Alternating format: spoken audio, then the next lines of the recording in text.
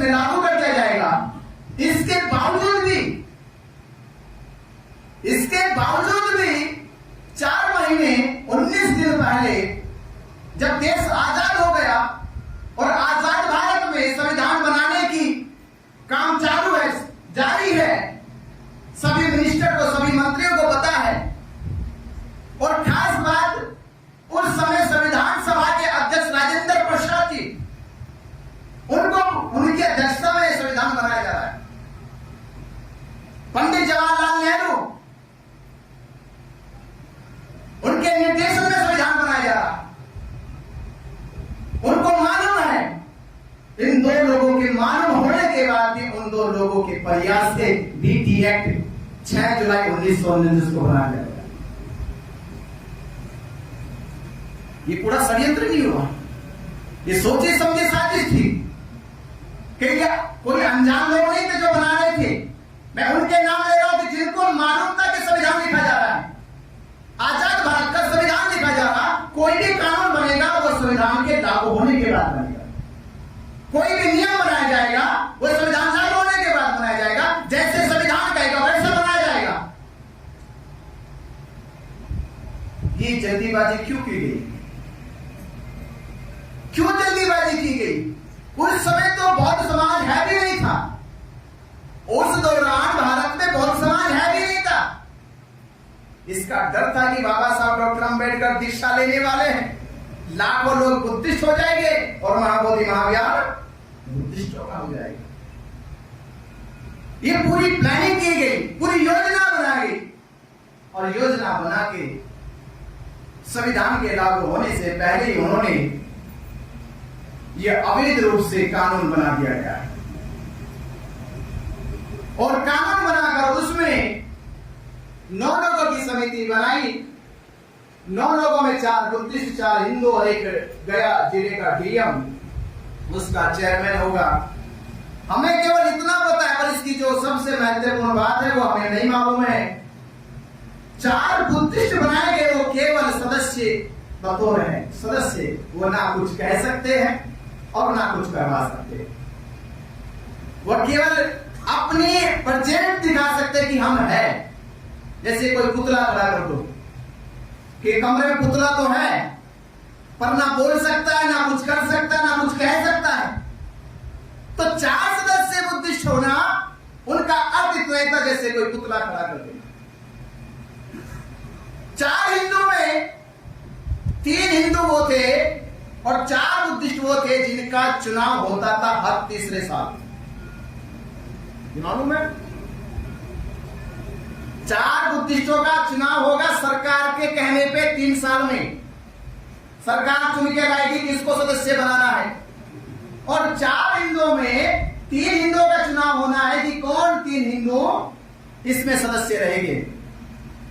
पर जो चौथे हिंदू है, जिसको महंत कहते हैं, जो महंत के नाम से दर्ज किया गया, उसका चुनाव नहीं होगा। उसको वैसे रखा गया जैसे कोई प्राइवेट लिमिटेड कंपनी दे दी जाती है। समझ रहे? महंत महाबोधि महाविहार में बीटीएमसी कमेटी में बीटी एक्ट के तहत वो वैसे जैसे कोई लिमिटेड कंपनी का मालिक, उसे हटाया नहीं जा सकता, उसका चुनाव बनाया नहीं जा सकता, उसके खिलाफ कोई महाभियोग लाया नहीं जा सकता। क्योंकि सबके सब सदस्य इकट्ठे हो जाए, कहीं हम इसको निकालना चाहते तो तब भी नहीं निकाल सकते। इसका अर्थ क्या हुआ कि केवल सदस्य तो औपचारिकता है, एक औपचारिकता है। बीटी एक्ट दरअसल में एक कानूनी गारंटी दी गई महंत को कि तुम इसके मालिक हो। कानूनी गारंटी दी गई। अगर कानूनी गारंटी ना दी जाती तो बाबा साहब अम्बेडकर दीक्षा लेने वाले तो लाखों बौद्ध महाबोधि महाविहार पे अपना नियंत्रण बनाने वाले थे।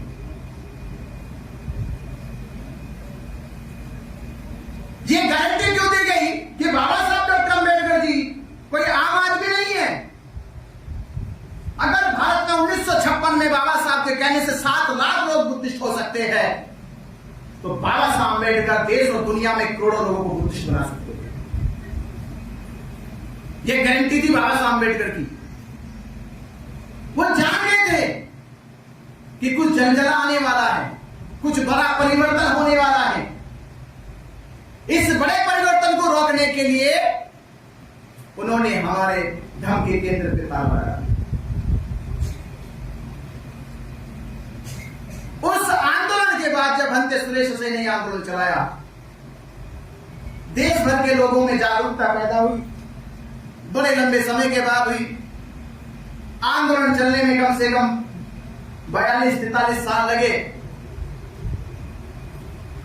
उस आंदोलन की सफलता यह थी कि हमने पीटी एक्ट के उस कानून में थोड़ा सा संशोधन कराया। जो सदस्य थे उन्होंने एक को सचिव बना दिया।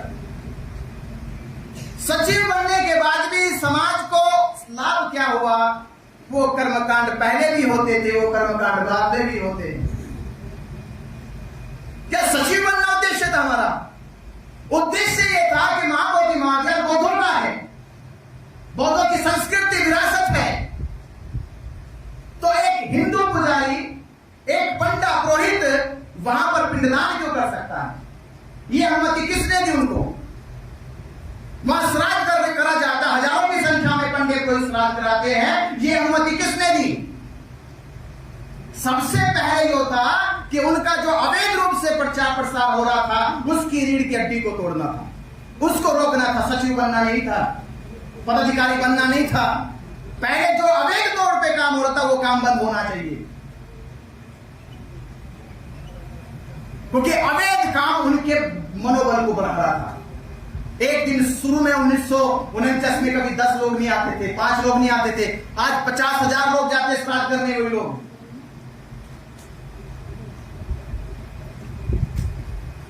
अगर ये पता होता कि इसका परिणाम उतना बड़ा होगा तो हमने इसकी शुरुआत ही क्यों करने दी? तो सचिव बनना इसका हल नहीं था। हल ये था कि ये पंडे पुरोहित यहां पर जो पिंडदान करते, श्राद्ध करते, पंडा पिराते हैं, ये बंद होना चाहिए था। जो शिवलिंग के नाम पे वहां पूजा अर्चना करते, ये बंद होना चाहिए था। तो सबसे पहले जिससे उनका मनोबल बढ़ता है, जिससे उनकी ताकत बढ़ रही थी, जिससे उनका उस पर प्रभाव बढ़ता जा रहा था, पहले हमें उसको रोकने की जरूरत थी।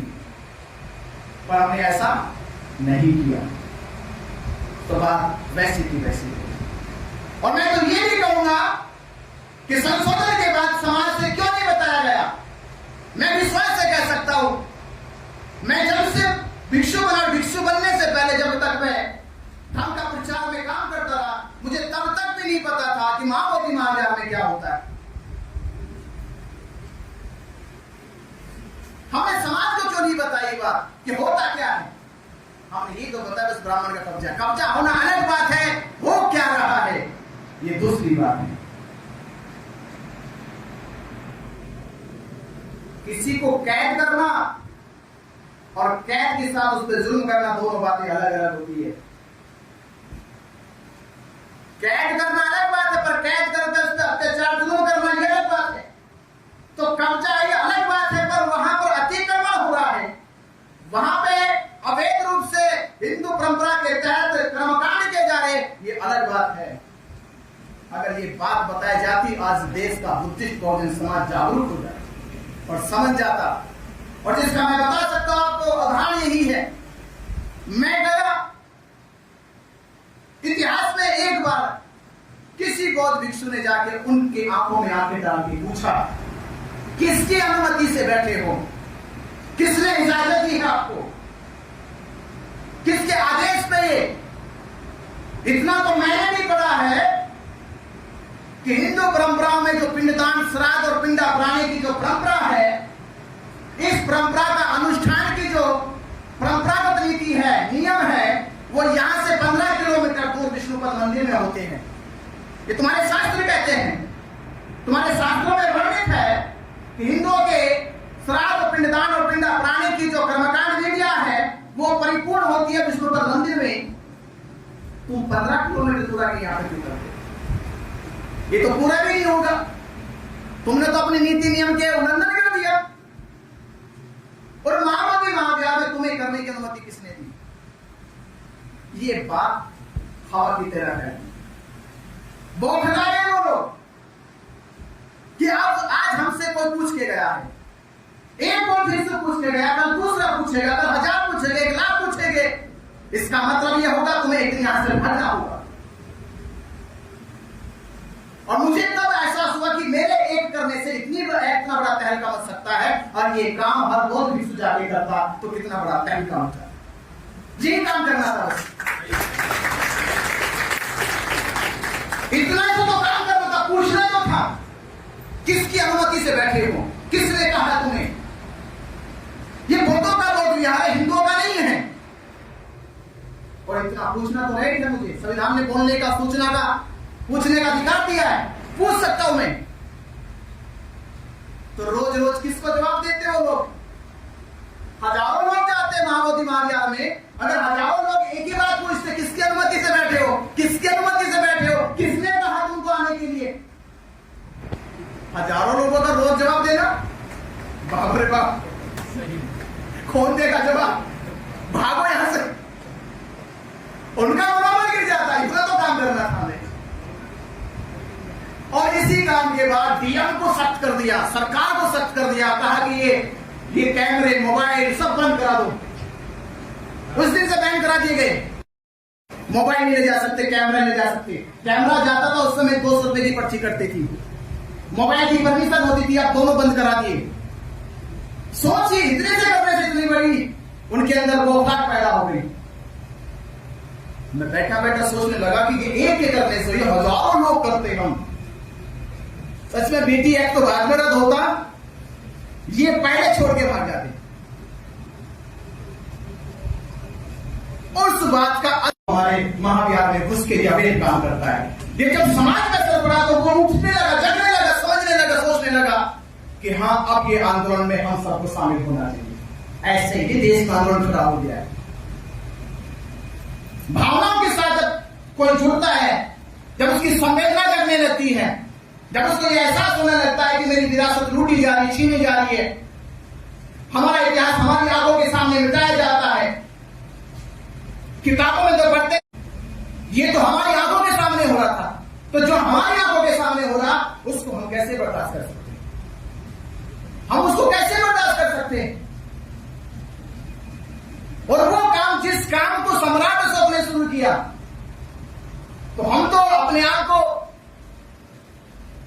धन्य मानते हैं कि उस काम के लिए हमें यहां अवसर मिल गया कि महाबोधि महाविहार की मुक्ति के लिए आज की इस पीढ़ी को मौका मिला कि महाबोधि महाविहार मुक्त कराओ, और उसे जिंदा करने के हमें आज ये मौका मिला है। तो ये बौखलाहट उनकी देखी और देश में जागरूकता बड़ी, आंदोलन बड़ी गति से बढ़ता चला गया। उतनी बड़ी गति से बढ़ता चला गया कि आने वाली बुद्ध पूर्णिमा पे लग रहा था कि हम बहुत बड़े फैसले की ओर जा सकते हैं, बड़े फैसले की ओर जा सकते हैं। देश के कोने कोने में प्रचार प्रसार हो रहा था। हमने कह भी दिया था कि 12 तारीख को 12 लाख लोग एकजुट हो जाओ। एकजुट होने वाले हो तो सरकार कहां जाएगी, कहां जाकर मुंह दिखाएगी? पर हमारी 12 तारीख से पहले ही अड़चनें पैदा हो गई। भारत पाकिस्तान का युद्ध के हवाला देते हुए हमारे लोगों से आंदोलन स्थगित कराने की घोषणा करा दी गई। क्या आंदोलन स्थगित होता है? भारत पाकिस्तान का युद्ध हो रहा है। जैसे भारत पाकिस्तान के युद्ध के बम, युद्ध की सीमा ही बहुत नया बनी गई थी। कोई सवाल तो पूछे सरकार से भी, क्या युद्ध की सीमा इमोशनली ब्लैकमेल किया गया हमें? क्या युद्ध की सीमा पहुंच गया थी? और पहुंच गया अगर सीमा थी तो केवल भरना ही क्यों रोका गया? सारे प्रोग्राम क्यों नहीं रोके गए? ये सवाल करने चाहिए थे, पर हमारा एक टीम का हिस्सा ने कोई सवाल नहीं किया और स्थगित करने में सहमति जता दी। हम उस बात से नाराज थे, असहमत थे। हमने सरकार, पुलिस से, इसमें वो खुश हो सकते मेरे साथी, मैं खुश नहीं हो सकता, मैं सहमत नहीं हूं। और 12 तारीख में और 8 तारीख में कोई ज्यादा अंतर नहीं, 3 दिन का केवल अंतर है, 3 दिन का। 3 दिन के बाद हम कोई फैसला लेंगे जब समाज आएगा, क्योंकि ये आंदोलन तो मैंने अकेले खड़ा किया, ना अकेले इन लोगों ने खड़ा किया, ये आंदोलन समाज ने मिलकर खड़ा किया। समाज इसका फैसला लेगा कि आंदोलन स्थगित होगा या नहीं होगा। समाज फैसला लेगा इस बात पर। इतना एक गांव का झगड़ा नहीं था, कि गांव के परिवार के लोग बैठ के कहां निकालेंगे। ये पूरे समाज और दुनिया का मामला था। ये मौका था कि अब ये आंदोलन अपनी सफलता की ओर था। तो मुझसे पहले डगमगा गए, डर गए, भयभीत हो गए, और पुलिस एक इंस्पेक्टर के कहने से डर गए, एक डीएसपी के कहने से डर गए। आंदोलनकारी कभी पुलिस से पूछ कर आंदोलन नहीं चलाता। आंदोलन उसकी मजबूरी है, हम पुलिस को फॉलो नहीं करते। आंदोलनकारियों को पुलिस फॉलो करती है, पर हमारे आंदोलन में हमारा एक हिस्सा पुलिस को फॉलो कर रहा है। ये कोई बात होती है? सरकार से लड़ रहे हो, सरकार को फॉलो नहीं कर रहे हो, ये कोई बात समझ में आई? किसानों का आंदोलन हुआ और किसान कहते हैं सरकार जो कहेगी हम वो करेंगे, तो किसान अपनी बात मनवा पाते? किसान, क्योंकि आंदोलन की भी अपनी गरिमा होती है। एक इंस्पेक्टर टेलीफोन करे हमारे आंदोलनकारी पुलिस स्टेशन में, ये आंदोलनकारी होते क्या?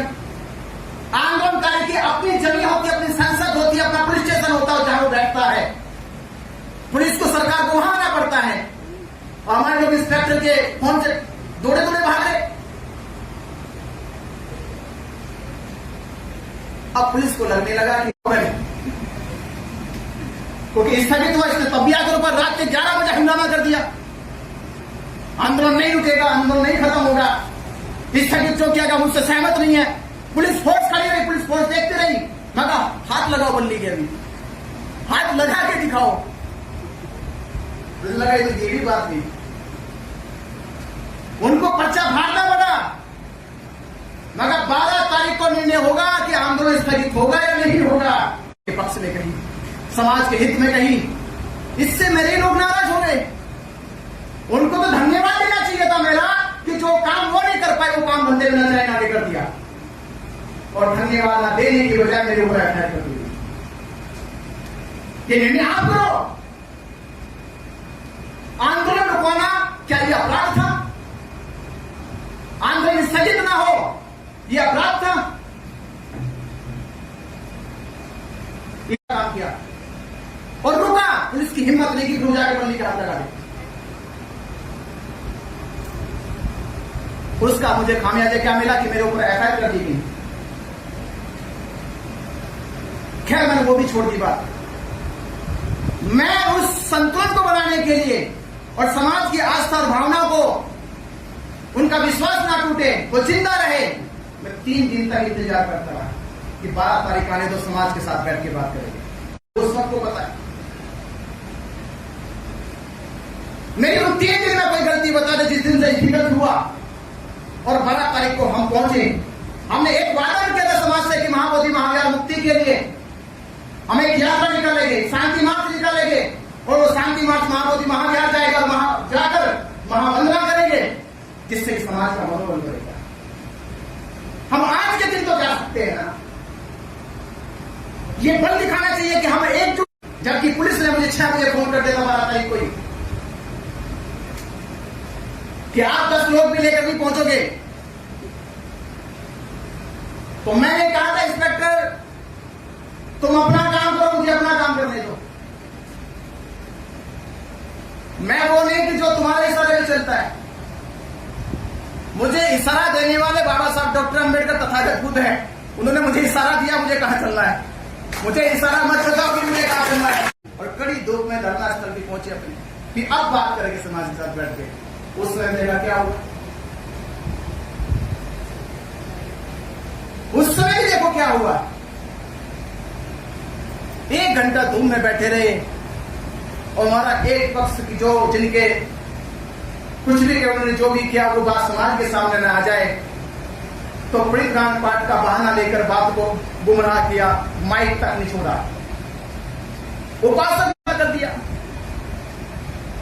ये सब बात ऑन रिकॉर्ड जब आप क्या होगी मैं नहीं कर, सब समाज ने देखी वह बात हुई। 13 तारीख के रोल में मुझे अपराधी बना गए। पुलिस से अपराधी नहीं बना रही, अपराधी मेरे पे लोग बता रहे। ये जेल चले गए, अपराधी हो गए, हुड़दंग कर दी। आप सोचो आपके यहां कोई आए, आप बुलाए किसी को बुलाए और उसके साथ कोई रास्ते में, क्या जमीन कहेगा आपका? मुझे बताओ, आपका जमीन क्या कहेगा? तो वोट देना हमारे बुलाने से हो रहा है। हमारा फर्ज बनता है उनके साथ अगर कुछ हो रहा तो उसके साथ खड़ा होना। और ये बहुत महामती महागया की हिंसा तो शाम को हुई, उससे पहले 2 बार हिंसा डोंगेश विभागी को हो चुकी थी। और डोंगेश विभागी में मैंने पुलिस को बड़ी चेतावनी दी। इंस्पेक्टर ने भेजा कि आप नहीं जाओगे बिल्कुल भी, मैं कोर्ट भेजा, आप बिल्कुल नहीं जाओगे वहां पे।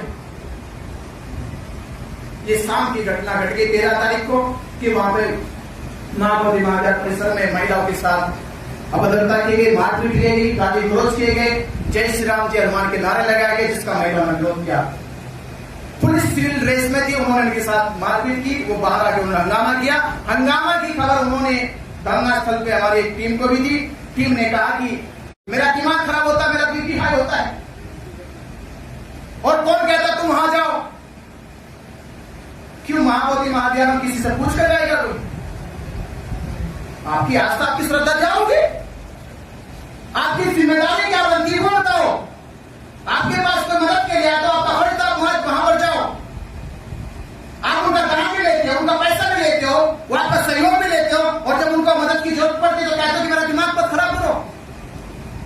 क्या था कि टेलीफोन की बंदगी ऐसा हो रहा, और छत्तीसगढ़ के ये लोग बैठे थे, उनकी साथी बैठा हुआ था।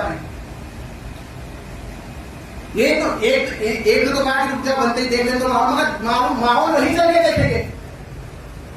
उम्मीद से फोन कर रहा है ना, उसको पता है कि बनते जी है तो कुछ मदद करेंगे हमारी यहाँ पे। हम उनकी हमदर्दी के लिए, उनकी भावनाओं की, उनकी उम्मीदों की कदर करने के लिए गए। हंगामा करेंगे, दंगा करेंगे। ये हादसा केवल सम्मान स्वाभिमान की लड़ाई के लिए हुआ, और अपने लोग समर्थन की बजाय, सपोर्ट की बजाय हमें अपराधी बताने लगे। अब मुझे बताओ, ये अपराधी वाला काम था? और मुझे बताओ, धरना रुक गया, हमने स्थगित धरना रुकवा दिया, हमारा दम था कि अकेले जब बिनाचार्य था उसने धरना रुकवाया था, जब आपने स्थगित किया, जब बिनाचार्य को जेल में डाल दिया, उसके 2 दिन बाद धरना क्यों खत्म हो गया? अब तो भारत पाकिस्तान का युद्ध भी नहीं था, अब धरना खत्म क्यों हो गया?